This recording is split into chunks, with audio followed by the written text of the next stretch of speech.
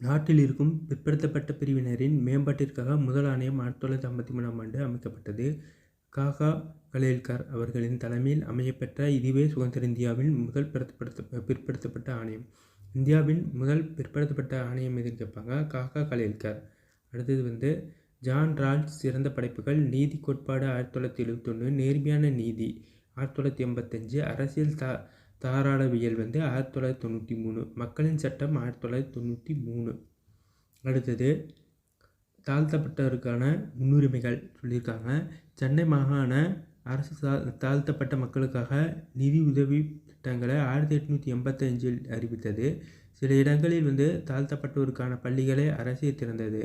இதற்கிடையே செங்கல்பட்டு மாவட்ட ஆட்சியர் திரிமென் கீரே என்பவர் செங்கல்பட்டு மாவட்ட தாழ்த்தப்பட்ட மக்களின் குறித்து ஒரு அறிக்கை தாக்கல் செய்தார். சுருக்கம் அதாவது தாழ்த்தப்பட்ட மக்கள் சமூக பொருளாதார கல்வி ரீதியாக மிகவும் மோசமடைந்துள்ளன்னு சொல்லியிருக்காங்க.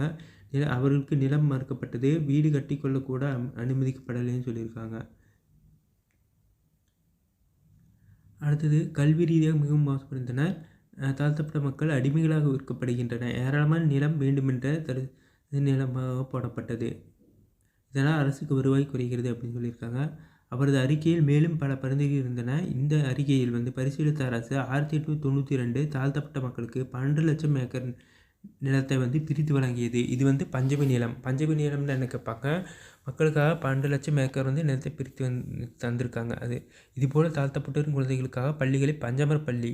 பஞ்சமர் என்பது வைதிக மதத்தின் 4 வர்ணங்களுக்கும் வெளியே நிறுத்தப்பட்ட மக்களை குறிக்கும் பெயராகும். பஞ்சமர் பள்ளிகள் என அழைப்பதை விட ஆதிதிராவிட பள்ளிகள் என அழைக்கப்பட வேண்டும் என்று அயோத்திதாச பண்டிதர் மா சிங்களவேலர் போன்றவர் கூறியிருக்காங்க. இது டிஎன்பிசியில் முக்கியமான கேள்வி. வீடியோ பிடிச்சிருந்தால் லைக் பண்ணுங்கள், சப்ஸ்கிரைப் பண்ணுங்கள், ஃபாலோ பண்ணுங்கள். தேங்க்யூ.